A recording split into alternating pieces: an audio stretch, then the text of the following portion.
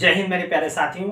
आज की इस वीडियो में हम लोग देखने वाले हैं कि शॉर्ट नोट्स कैसे तैयार करें। किसी भी सब्जेक्ट का कोई भी टॉपिक है जो आपको अगर शॉर्ट नोट तैयार कर लेते हैं तो काफ़ी है। आपको एग्जाम में 10 दिन पहले या 15 दिन पहले, जो एग्जाम देने से पहले अगर आप इसको पढ़ते तो काफ़ी है आपको मदद करता है एग्जाम में। अगर आप एग्जाम के दौरान अगर पूरे अपने बुक को जितना आप राइट करके नोट करके लिखे अगर उसको पढ़ेंगे तो ज़्यादा समय लगेगा। लेकिन अगर आपके द्वारा शॉर्ट नोट्स तैयार किए रहेंगे तो उसमें आपको ज़्यादा काफ़ी रिवाइज जल्दी से कर सकते हैं एग्जाम के दौरान, क्योंकि ज़्यादा आपको पढ़ना नहीं पड़ेगा। तो इसमें कैसे आपको तैयार करना है इस वीडियो में हम आपको बताएंगे, और साथ ही साथ आपको शॉर्ट नोट्स तैयार भी करवाएंगे।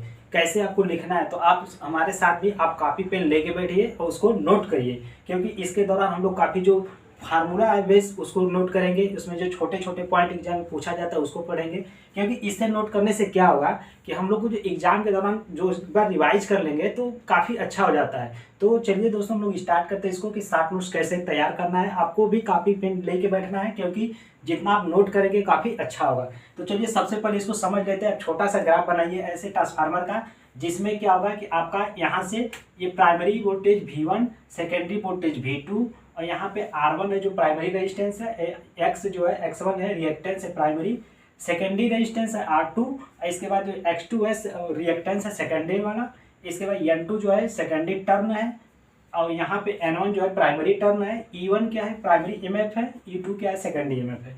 इतना समझिए। इसके बाद देखिए जो ये कोर बनाया गया है, ये कोर किसका है, CRGO का है। CRGO मतलब का कोल्ड रोल्ड ग्रेन ओरिएंटेड का ये बनाया गया है CA कोर, ठीक है।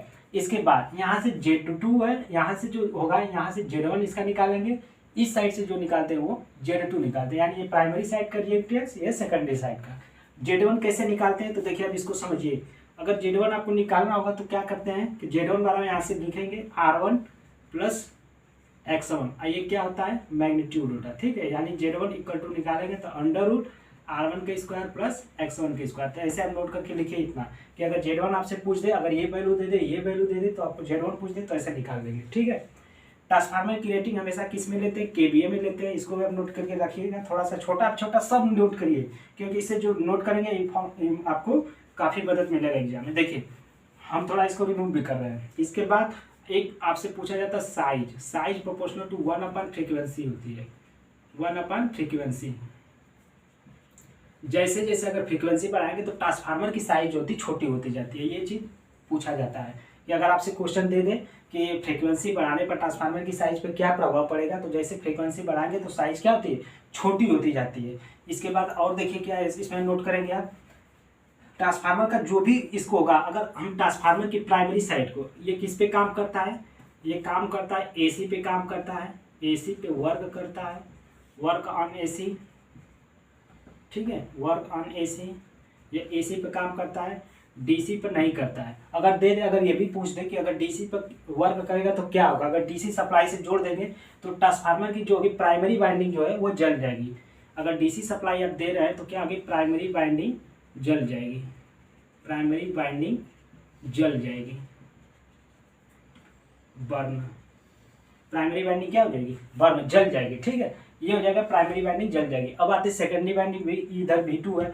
आपसे यहाँ से जब क्वेश्चन पूछा जाता है तो आपको रेजिस्टेंस दे देता है, प्राइमरी साइड का रेजिस्टेंस, सेकेंडरी साइड का रेजिस्टेंस, इसको रिफर करने के लिए दे देता है। क्या करने के लिए, रिफर करने के लिए। यानी प्राइमरी साइड के रेजिस्टेंस को सेकेंडरी साइड भेजिए, या सेकेंडरी साइड के रेजिस्टेंस को प्राइमरी साइड भेजिए। तो देखिए इसके लिए कैसे क्या करते हैं, तो इसके लिए रेफर करते हैं हम लोग। और थोड़ा सा नोट करके लिखते जाइए, क्योंकि सब यही तैयार होगा आपका। Primary to refer, primary to refer,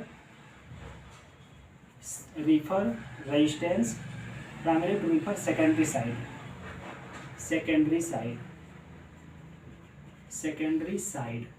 देखिए ये जो है N2 क्या था, सेकेंडरी टर्न है, N1 प्राइमरी टर्न है, V2/V1, E2/E1, I2/I1 equal to के ट्रांसफार्मर रेशियो का है, ठीक है। इसको याद रखिएगा। इसके बाद जब रिफर करते हैं तो क्या होता है, शॉर्ट नोट्स में अपना लिखना है, इसको आपको ये लिखना है। देखिए कैसे रिफर करेंगे, प्राइमरी रेजिस्टेंस R1 है, सेकेंडरी रेजिस्टेंस R2। जब प्राइमरी साइड के रेजिस्टेंस को सेकेंडरी साइड लेके जाते हैं तो क्या होता है कि R2 हो जाएगा यहाँ से, जब प्राइमरी को लेके जाएंगे तो R1 डैश बन जाएगा।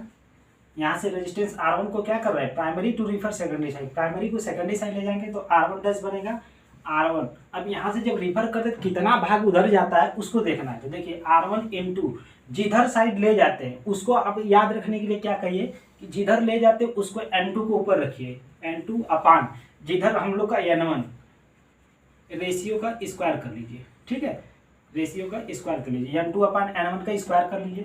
तो अब आपको पता है कि N2 upon N1 equal to क्या होता है, K होता है। यानी आप डायरेक्ट यहाँ से कह सकते हैं कि K का मल्टीप्लाई कर लीजिए, ठीक है। तो रिफर हो गया यहाँ से। अगर टोटल पूछा गया टोटल रेजिस्टेंस R2 साइड कितना होगा, तो टोटल रेजिस्टेंस कितना हो जाएगा, टोटल रेजिस्टेंस अगर आपसे पूछे तो R2 प्लस सेकेंडरी साइड का टोटल रेजिस्टेंस R2 ये वाला रेजिस्टेंस प्लस R1 साइड कितना रिफर होकर आया है, तो R1 डैश इंटू के स्क्वायर, ठीक है। तो हम लोग ने क्या किया कि प्राइमरी को रिफर कर दिया सेकेंडरी साइड, तो यहाँ से टोटल रेजिस्टेंस हो गया R2 plus R1 dash into के स्क्वायर। अब देखिए यहाँ से क्या होता है, अगर ऐसे ही primary to refer secondary side की हम लोग, अब क्या करते हैं कि सेकेंडरी साइड को रिफर करेंगे प्राइमरी साइड, उसको भी समझ लेते हैं। जैसे रेजिस्टेंस को रिफर करते हैं, वोल्टेज को भी रिफर करते हैं, करंट को भी रिफर करते हैं, जो रिएक्टेंस है उसको भी रिफर करते हैं। तो सब चीज़ को एक तो समझ जाएंगे तो सबको कर लेंगे, ठीक है। अब हम लोग क्या करते हैं कि वोल्टेज को रिफर कर लेते हैं एक बार। Primary side refer to secondary side voltage, यानी हम लोग वोल्टेज को क्या करेंगे, रिफर करेंगे। तो प्राइमरी साइड का फिर वही है कि अगर वोल्टेज को रिफर करेंगे तो V1 डैश बनेगा, प्राइमरी साइड का वोल्टेज V1, सेकेंडरी साइड का वोल्टेज V2, तो V1 डैश बनेगा। यहाँ से हो जाएगा क्या, V1 इंटू कितना रिफर होगा, फिर वही है N2 अपान N1 का, यहाँ से होल स्क्वायर होगा नहीं होगा, ठीक है, इसको ध्यान रखिएगा, होल स्क्वायर नहीं होगा। यानी क्या होगा, N2 अपान N1 को क्या लिख सकते हैं, K, यानी यहाँ पर किसका मल्टीप्लाई कर लेंगे, K का, तो ये रिफर हो जाएगा। टोटल वोल्टेज कितना हो जाएगा, टोटल वोल्टेज निकालेंगे तो कितना हो जाएगा, टोटल वोल्टेज कितना हो जाएगा, टोटल वोल्टेज जोड़ेंगे तो V प्लस कितना हो जाएगा, V1 डैश इंटू के हो जाएगा, ठीक है, ये टोटल हो जाएगा। ऐसे हम सेकेंडरी साइड को रिफर कर लेते हैं हम लोग। सेकेंडरी साइड को आप नोट करके लिखते जाइए क्योंकि हम सब रिमूव कर रहे हैं, इतना ही में सबको हमको बताना है, ठीक है। अब सेकेंडरी साइड को क्या करते हैं हम लोग, करंट को मूव कर लेते हैं। करंट को जब उधर रिफर करेंगे तो क्या हो जाएगा, देखिए I1 डैश होगा, I1 करंट होगा इनटू, अब यहाँ से क्या होता है कि जैसे हम लोग जिधर ले जाना होता है तो N2 अपान N1 कर रहे थे, लेकिन करंट में क्या करेंगे, उल्टा करेंगे, N1 अपान N2 करेंगे, ठीक है, N1 अपान N2। इसको क्या लिखेंगे, N1 अपान N2 को 1/k लिखेंगे, यानी 1/k का मल्टीप्लाई कर लेंगे, ठीक है। तो ये रिफर हो जाएगा इधर। टोटल करंट कितना हो जाएगा, टोटल करंट कितना हो जाएगा, तो I1 इधर से जो करंट हो जाएगा I2 प्लस यहाँ से रिफर होकर कितना आया, I1 डैश इंटू बाई के, ये हो जाएगा, स्क्वायर नहीं होगा, ठीक है, कितना हो गया रिफर करके।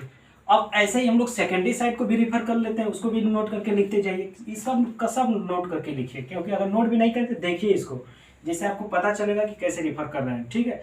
अब क्या करते हैं कि सेकेंडरी को रिफर करते हैं primary side, secondary refer to primary side, primary side ये काफ़ी इंपॉर्टेंट है, पूछा जाता है आपसे, इसीलिए इनको सब बता रहे हैं। देखिए सेकेंडरी को रिफर करना है किधर, प्राइमरी साइड, यानी R2 को रेजिस्टेंस को बुलाना है प्राइमरी साइड। तो देखिए हम रेजिस्टेंस को रिफर कर रहे हैं, R2 डैश बनेगा, जब इधर से रिफर होगा तो R2 डैश बनेगा इक्वल टू R2 कितना रिफर होगा, N1 इधर का टर्म है, N1 अपान N2 का होल स्क्वायर। तो इसको क्या लिख सकते हैं, R2 इंटू N1 अपान N2 1/k square, 1/k square का मल्टीप्लाई कर लीजिए, यहाँ से रिफर होकर चला गया है, ये R2 डैश बराबर टोटल रेजिस्टेंस इधर कितना हो जाएगा, तो R1 होगा प्लस R2 डैश इंटू क्या हो जाएगा, 1/k स्क्वायर का गुणा कर लीजिए, ये रिफर हो जाएगा इधर। सेकेंडरी साइड का टोटल रेजिस्टेंस इतना बनेगा, ठीक है। ऐसे रिएक्टेंस का भी रिफर हो जाएगा सेम एकदम। अब आपको वोल्टेज रिफर कर देते हैं हम लोग, वोल्टेज को भी सीख लेते हैं। देखिए वोल्टेज जब रिफर करेंगे तो क्या हो जाएगा, V2 डैश होगा, V2 कितना रिफर हो रहा है, N1 अपान N2 करेंगे, N1 अपान N2 करेंगे तो N1 अपान N2 को क्या लिखेंगे, 1/k लिखेंगे, तो इसको हटा देते हैं हम, 1/k से मल्टीप्लाई कर लीजिए, बस आपका रिफर हो गया। टोटल वोल्टेज कितना हो जाएगा, टोटल वोल्टेज हो जाएगा V1 टोटल वोल्टेज निकालेंगे तो V1 प्लस कितना रिफर होकर आया, V2 dash into 1/k square, 1/k square का मल्टीप्लाई कर लीजिए, ये रिफर हो जाएगा इधर। सेकेंडरी साइड को रिफर कर लेते हैं, सेकेंडरी साइड को रिफर करेंगे तो क्या हो जाएगा, V1 अपान N2 को 1/k लिखेंगे, N1 अपान N2 को क्या लिखेंगे, 1/k से मल्टीप्लाई कर लीजिए, बस आपका रिफर हो गया। टोटल वोल्टेज कितना हो जाएगा, टोटल वोल्टेज हो जाएगा V1 प्लस कितना रिफर होकर आया, V2 डैश इंटू 1/k के कर लेंगे। ये वोल्टेज टोटल वोल्टेज होगा किधर, प्राइमरी साइड का, ठीक है। ऐसे ही करंट का हो जाता है। करंट का कैसे होगा, करंट में थोड़ा सा चेंज है, इसको देखिए। अगर करंट को रिफर कर रहे हैं प्राइमरी टू सेकेंडरी साइड, जैसे सेकेंडरी को ला रहे हैं किधर, primary side, secondary refer to primary side, तो इधर का जो करंट हो जाएगा I2 डैश बनेगा। I2 इंटू कितना रिफर होगा, N1, जैसे हम लोग के जिधर ला रहे थे N1 अपान N2, तो इसमें क्या होता है उल्टा करते हैं, N2 अपान N1 करेंगे, यानी इसका होल स्क्वायर नहीं करेंगे, ठीक है। तो यहाँ से क्या हो जाएगा, जो रिफर होगा I2 डैश, जो I2 था I2 इंटू इसके बाद कितना रिफर हुआ, तो N2 अपान N1 को क्या लिखेंगे, के का मल्टीप्लाई कर लीजिए। ये टोटल यहाँ से हो गया। टोटल रेजिस्टेंस कितना होगा, टोटल करंट जो होगा सेकेंडरी साइड का टोटल करंट कितना होगा, सेकेंडरी साइड का टोटल करंट क्या आ जाएगा, I1, इधर का करंट I1 प्लस जो रिफर हम लोग करके लाए हैं I2 इंटू के, ठीक है। ये हो जाएगा I1 इसका डैश। तो ये टोटल सेकेंडरी प्राइमरी साइड का करंट हो गया, ठीक है। चलिए अब हम लोग चलते हैं इस पे, इसको समझते हैं फार्मूला से, और इसमें क्या क्या आपसे पूछा जाता है। देखिए ट्रांसफार्मर की रेटिंग हमेशा केवीए में लिया जाता है, ठीक है। ट्रांसफार्मर की रेटिंग किस में लिया जाता है, केवीए में। अब थोड़ा सा हम लोग और समझते हैं इसको ट्रांसफार्मर की रेटिंग के बाद। देखिए अब इसमें हम लोग समझते हैं कोर टाइप और सेल टाइप, कोर टाइप और सेल टाइप को समझते हैं, ठीक है। इसको समझते हैं कोर टाइप और सेल टाइप, इसको हम रिमूव करते हैं, ठीक है। आप अपने भी नोट पे हटा लीजिएगा, नहीं आप दूसरे पे नोट करिएगा अगर फुल हो गया होगा तो उसको, क्योंकि सब हम लोग लिखेंगे तभी समझ पाएंगे। छोटा छोटा आपको लिखना है सब के बारे में, क्योंकि सब लिखेंगे तभी समझ पाएंगे हम लोग। देखिए एक ट्रांसफार्मर की रेटिंग हम बताते हैं इसमें, जो हम लोग करते हैं कोर टाइप, एक होता है सेल टाइप, सेल टाइप, ठीक है। सेल टाइप, कोर टाइप कैसे बनता है, ऐसे छोटा सा बनाइए अपने आप में, अपने कॉपी में। ये कोर टाइप हो गया। सेल टाइप कैसे बनता है, देखिए इसमें क्या होता है, ऐसे बनाते हैं। इसमें जो बाइंडिंग किया जाता है सैंडविच बाइंडिंग होती है। इसमें जो बाइंडिंग होता है उसका नाम क्या है, कंसेंट्रिक बाइंडिंग है। कंसेंट्रिक बाइंडिंग लिखिए अपने नोट में, कंसेंट्रिक बाइंडिंग। इसमें जो बाइंडिंग करते हैं उसका क्या नाम है, sandwich winding, sandwich winding shell type में, ठीक है। सैंडविच बाइंडिंग यहाँ का जो हो गया प्राइमरी साइड सेकेंडरी साइड, इसमें जो था ये हमारे बीच में ही था। इसमें क्या था, लिम्ब पूछा जाता है, लिम्ब किसको कहते हैं, तो लिम्ब की संख्या कितनी होती है। इसमें जो कि लिम्ब की संख्या अगर पूछा जाए तो जो बाइंडिंग जिस पे करते हैं, जिस पे बाइंडिंग करते हैं वही लिम्ब होता है, जिस पे बाइंडिंग करते हैं वही क्या होता है, लिम्ब होता है। तो इसमें लिम्ब की संख्या जो होती है, तो जिस पे बाइंडिंग करते थे इसमें कभी कभी 3 दे देता है, कभी 2 देता है, ठीक है। तो इसमें अगर भुजा, भुजा कितना होता है 3, भुजा कितना होता है, भुजा कितना होता है 3 होता है। और लिम्ब पूछा जाता है जिस पे बाइंडिंग करते हैं, कितने पे बाइंडिंग हो रहा है, 2, यहाँ पे 1 लिम्ब हो गया यहाँ पे, ठीक है। 1 पे बाइंडिंग होता है बीच में। यहाँ से जब बाइंडिंग हम लोग करते हैं तो क्या करते हैं, पहले लो साइड को रखते हैं, लो वोल्टेज को, इसके बाद हाई वोल्टेज को, फिर लो वोल्टेज को, फिर हाई वोल्टेज को। इस तरह से जब बाइंडिंग हम लोग करते हैं तो पहले लो वोल्टेज को रखेंगे, फिर उसके बाद इंसुलेशन करेंगे, हाई वोल्टेज करेंगे, फिर लो वोल्टेज को करेंगे, फिर हाई वोल्टेज को करेंगे। यानी जो कोर के पास में सबसे हम लोग लो वोल्टेज को रखते हैं। क्यों रखते हैं, क्योंकि इंसुलेशन हमको कम से कम करना पड़ेगा, ठीक है। चलिए अब हम लोग इसको समझ लेते हैं कि इसमें लीकेज फ्लक्स किस में ज़्यादा आता है। तो इसमें जो लीकेज फ्लक्स होता है, लीकेज फ्लक्स, लीकेज फ्लक्स इसमें ज़्यादा होता है। इसमें लीकेज फ्लक्स क्या होता है, लीकेज फ्लक्स, लीकेज फ्लक्स इसमें कम होता है। देखिए इसमें क्या होता है, 2 भाग में फ्लक्स बढ़ जाता है, ऐसे आएगा, ये इधर चला गया, ठीक है। इसमें आएगा 2 भाग में फ्लक्स बढ़ जाता है। इसमें एक ही पे पूरा होता है, सब इस दोनों साइड घूमता है, ठीक है। ये होता है लीकेज फ्लक्स का। इसमें लीकेज फ्लक्स ज़्यादा था, इसमें लीकेज फ्लक्स क्या है, कम है। अब इसको समझिए, इसमें जो हम लोग मिला के बनाते हैं, किसको मिला के बनाते हैं, एक एल टाइप को मिलाते हैं, दूसरा यू टाइप को मिलाएंगे। यू टाइप देखिए कैसे, यू टाइप को मिलाएंगे, एक आई टाइप होगा, इतना के मिला के देंगे, एल को, यू को, आई को। इसको मिलाने के लिए कैसे बनाते हैं, इसको मिलाने के लिए हम लोग ई टाइप को मिलाएंगे, ई मिलाएंगे, इसके बाद आई वाले टाइप को मिलाएंगे, फिर इसके बाद हम टी टाइप को मिलाते हैं, फिर इसमें यू टाइप को मिलाते हैं। इतने से मिला के बनाया जा सकते हैं। समझिए इसको कैसे बनाते हैं। देखिए अगर हमको कोर वाला बनाना होगा तो एल टाइप को मिलाएंगे, तो एक एल ऐसे लगा लेंगे, दूसरा एल ऐसे लगा लेंगे, बन गया ऐसा, ठीक है। इसके बाद अगर यहाँ पे यू वाला बनाना होगा तो यू वाले को एक ले लेंगे, एक आई वाले को ले लेंगे, ऐसे हो जाएगा, यू वाला बन जाएगा कोर टाइप का। सेल टाइप को बनाना होगा तो क्या करेंगे, देखिए सेल टाइप में ई वाला दिया है, एक ई वाला ऐसे ले लेंगे और क्या कर लेंगे, एक हम लोग क्या कर लेते हैं आई वाला ले लेंगे, ऐसे कर लेंगे तो एक इधर इधर से हम लोग बन गया। ठीक है, अगर यू को ले रहे हैं, देखिए यू वाले टाइप को मिला के कैसे बनाएंगे, एक यू टाइप को ले लिए और इसमें टी टाइप को ले लिए, देखिए यहाँ से दो बन गया, एक ऐसे बन जाएगा एक इधर से बन जाएगा। तो इस तरह से हम लोग बना लेते हैं। पूछा जाता है कि किसको मिला के क्या बनाया जा सकता है। अब हम लोग आते हैं इसमें, देखते हैं थोड़ा सा लॉसेस को देखते हैं, लॉसेस के भी बारे में लिखेंगे।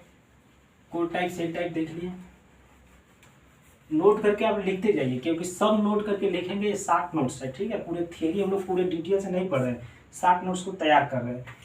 देखिए एक होता है एयर गैप से पूछा जाता है कि air gap proportional to reluctance होगा, एस एस का रिलक्टेंस होगा, आपको पता होगा, नहीं तो नहीं पता तो लिख लीजिए रिलक्टेंस, रिलक्टेंस, ठीक है। एयर गैप जितना ज़्यादा होगा रिलक्टेंस उतना ज़्यादा होगा। अब हम लोग समझते हैं कि इसका जो एयर गैप था, इसके बाद फाई फ्लक्स का कुछ फार्मूला को नोट करिए, कुछ फार्मूला को नोट करिए और बाइंडिंग से नोट करिए, इसको भी बाइंडिंग देख लेते हैं। बाइंडिंग कितने प्रकार की है इसमें,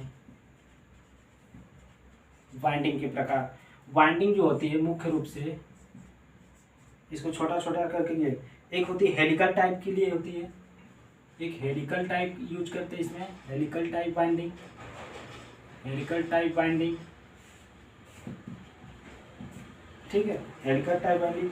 एक होता है डिस्क टाइप बाइंडिंग, हम लोग करते हैं इसमें, disc type winding, disc type winding. दूसरा तीसरा जो होता है, एक होता है cross type, cross over type winding, cross over type winding, ठीक है, क्रॉस ओवर टाइप बाइंडिंग। अब देखिए जो हेलिकल टाइप यूज करते हैं तो किसके लिए यूज करते हैं, हेलिकल टाइप जो यूज करते हैं यहाँ पे क्वेश्चन में लिखिए हाई करंट के लिए यूज होता है, हाई करंट के लिए यूज होता है, हाई करंट के लिए होता है, ठीक है, हाई हेलिकल। और जो डिस्क टाइप यूज करते हैं ये क्या होती है, इसकी उच्च क्षमता के लिए यूज करते हैं, हाई कैपेसिटी, लिखिए हाई कैपेसिटी,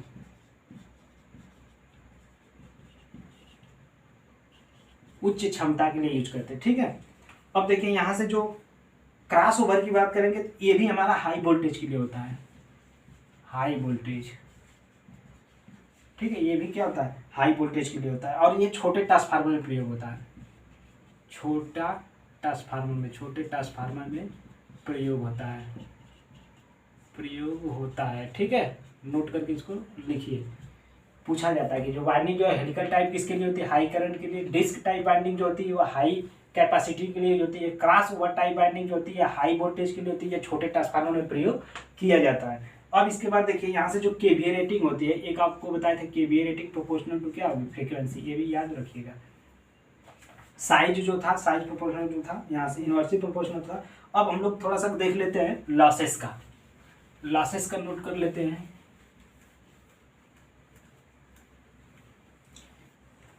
एक फार्मूला है उसको नोट करिए, ई बराबर होता है 4.44 फाइव एफ एन वन, ठीक है। एफ एन वन करेंगे तो यहाँ पे E1 हो जाएगा, अगर E2 करेंगे तो N2 हो जाएगा। तो बस हम लोग ऐसे लिख लेते हैं, ठीक है, 4.44 फाइव एफ एन। यहाँ से देखिए अगर आपसे ये आरएमएस वैल्यू होती है, अगर एवरेज वैल्यू दे दे, आपसे एवरेज वैल्यू पूछ दे तो इसमें क्या होता है 1.44 का अगर डिवाइड कर देंगे तो यहाँ से 4 हो जाता है, 4 फाइव एफ एन, ठीक है, इसको याद रखिएगा। ये आपकी आरएमएस वैल्यू है, ये एवरेज वैल्यू है।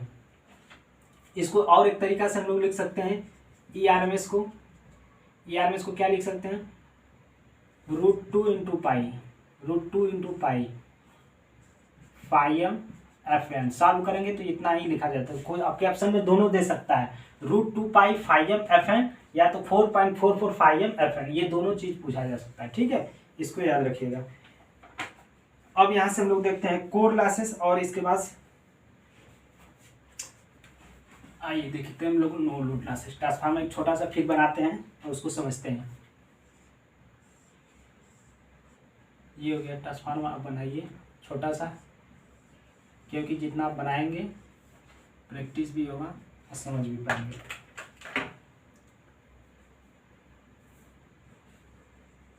ठीक है।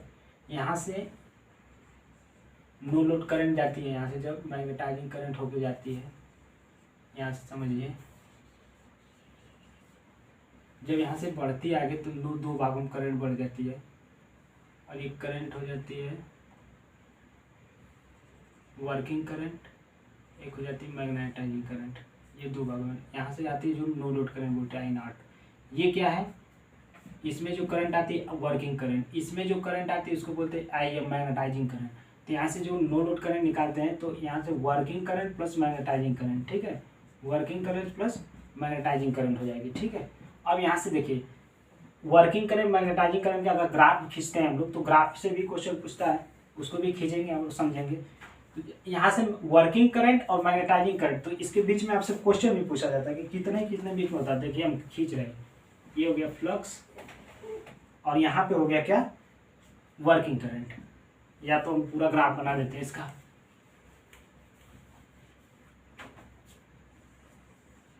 ये फाई हो गया, फ्लक्स हो गया, इधर हम लोग खींचते हैं, यहाँ पे लिख लीजिए E1, इधर होता है E2, इधर का वोल्टेज V1, यहाँ पे हो जाएगा मैग्नेटाइजिंग करंट IM और ये जो हो जाता है वर्किंग करंट IW। इसके बीच में यहाँ पे जो होता है नो लोड हो जाता है, ठीक है। तो आपसे यहाँ से क्वेश्चन देखिए क्या क्या कितना तैयार हुआ, इतना ग्राफ अगर आपको याद किए हैं तो इससे क्या क्या तैयार हुआ। देखिए इससे हो गया क्या, आपसे पूछा जाएगा E1 और E2 के बीच फेज डिफरेंस कितना होता है। E1 and E2 phase difference कितना होगा, ठीक है। फेज डिफरेंस कितना, देखिए E1 E2 दोनों सेम फेज में दिखते हैं तो 0 डिग्री, कितना हो गया 0 डिग्री। E1 E2 के बीच फेज डिफरेंस कितना होता है 0 डिग्री। अगर आपसे पूछ दे V1 और E1 के बीच फेज डिफरेंस कितना होगा, देखिए आप देख कर बताइए V1 और E1 के बीच फेज डिफरेंस कितना होता है। V1 और E1, यहाँ से E1 और V1 के बीच देख रहे हैं तो कितना हो रहा है 180 डिग्री। E1 एंड V1 के बीच फेज डिफरेंस कितना होता है 180 डिग्री।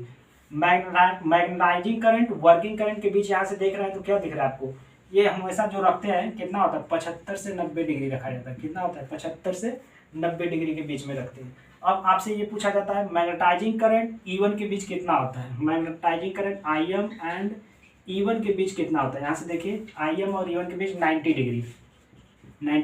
फिर आपसे वर्किंग करंट और इसके बाद E1 के बीच पूछा जाता है, working current IW and E2 के बीच कितना हो जाएगा। यहाँ से देखिए IW E2 के बीच करेंगे तो कितना हो जाता है 180 डिग्री हो गया। ये दोनों से यहाँ से अपोजिट फेज में 180 डिग्री। तो ये याद रखिएगा, आप छोटा सा नोट करके लिखिए, ये काफ़ी पूछा जाता है, ठीक है। ये 60 नोट्स में हम लोग ऐसे ही तैयार करेंगे। इसके बाद हम लोग आते हैं लॉसेस को देखते हैं। चलिए ठीक है, लॉसेस को हम लोग समझते हैं। लॉसेस में कौन कौन सा था,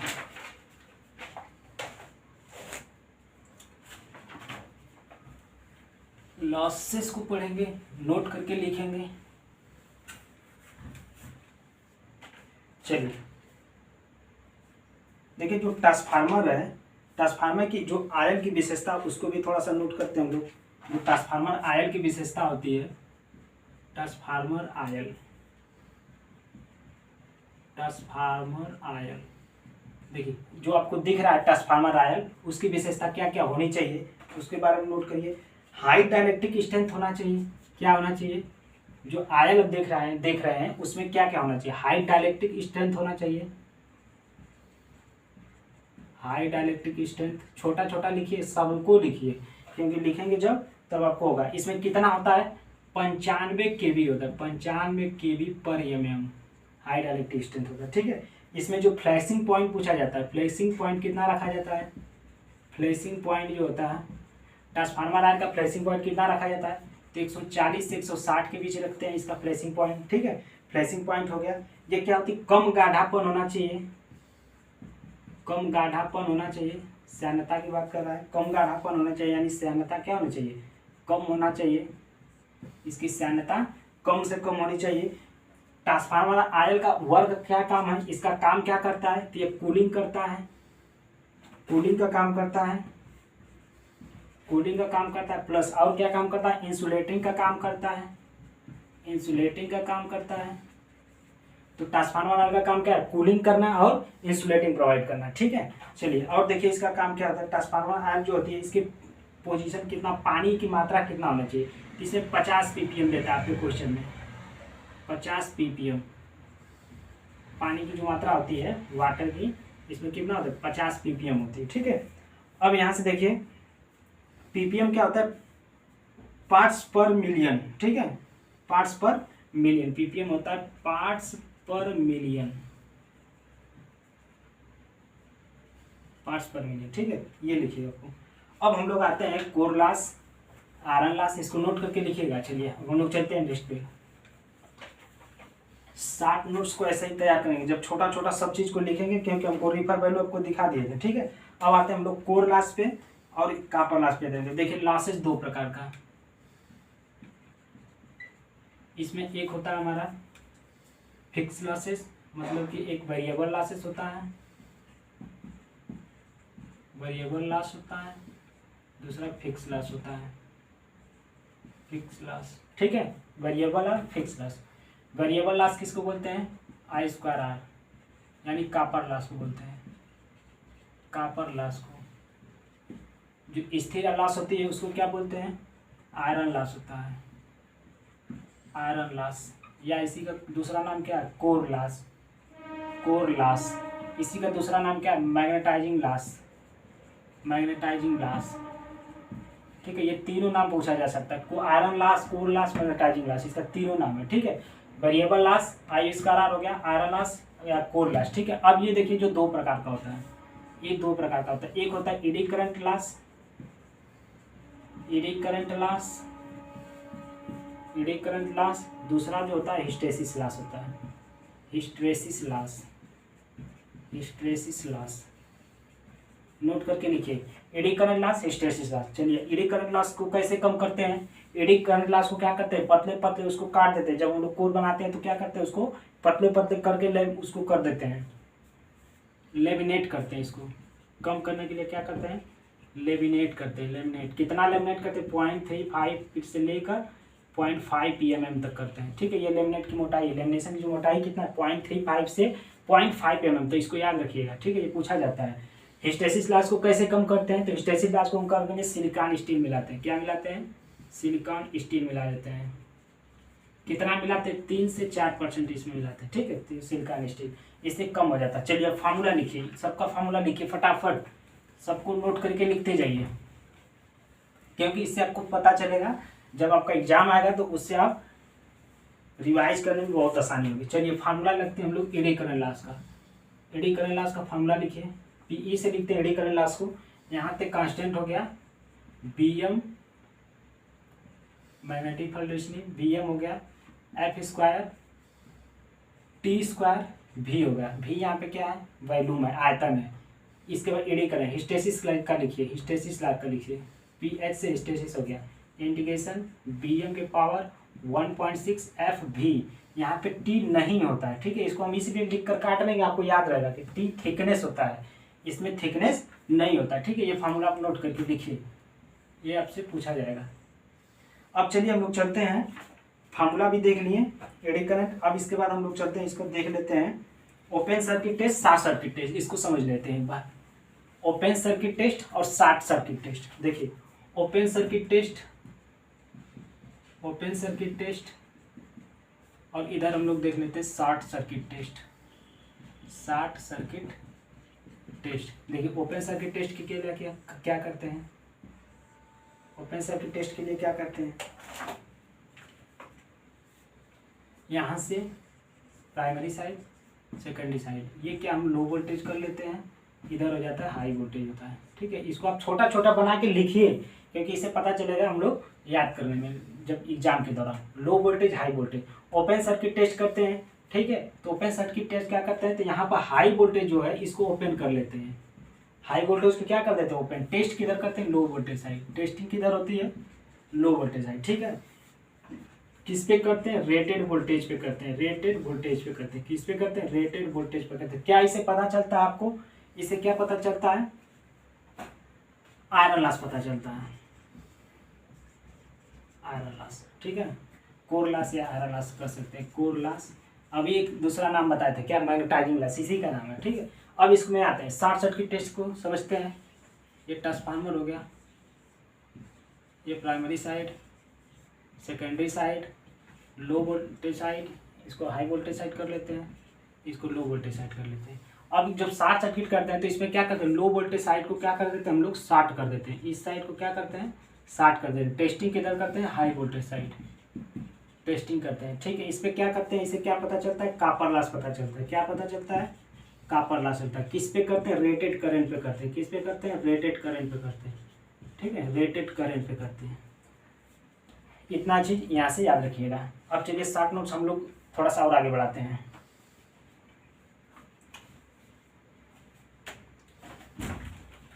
नोट करके लिखिए और आगे चलिए, क्योंकि सब चीज़ को हम लोग थोड़ा थोड़ा लिखेंगे और उसको शॉर्ट नोट्स को तैयार करेंगे, तभी आपको पता चलेगा कैसे हम लोग को फिर से पढ़ना है। चलिए फॉर्मूला हम लोग आपको बता देते हैं, थोड़ा सा बता देते हैं। Turn ratio, working current, magnetizing current हम लोगों ने देख लिया है। देखिए आपको कैसे दिखाना है शॉर्ट नोट्स हम आपको दिखाएंगे। अगर आपको चाहिए तो PDF हम इसका शेयर कर देंगे, टेलीग्राम के चैनल से जुड़ जाइए, ठीक है। हाँ, थोड़ा सा इसमें स्टार डेल्टा का हम लोग जो वोल्टेज वाला पावर वाला देख लेते हैं, ठीक है। ये हम लोग बना लेते हैं स्टार,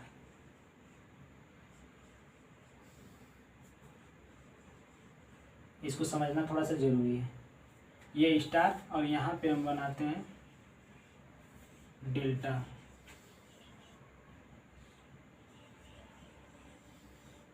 इसको समझिए, ये हो जाएगा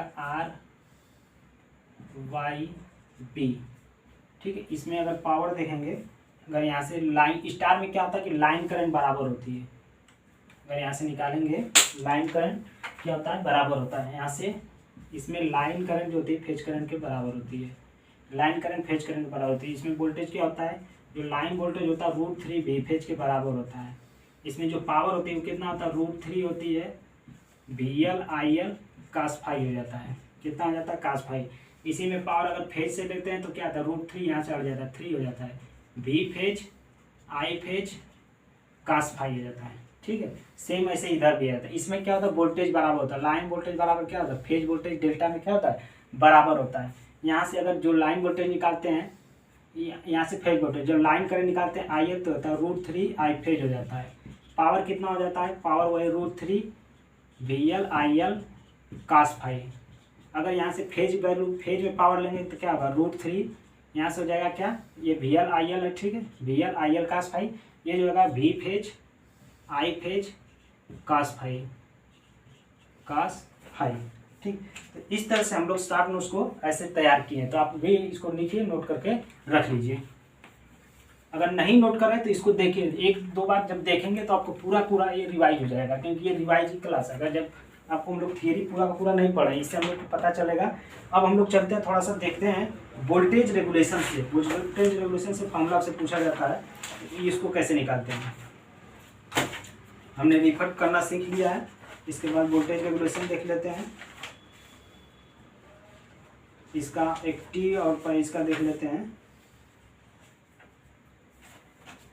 चलिए अब हम लोग शुरू करते हैं इसको।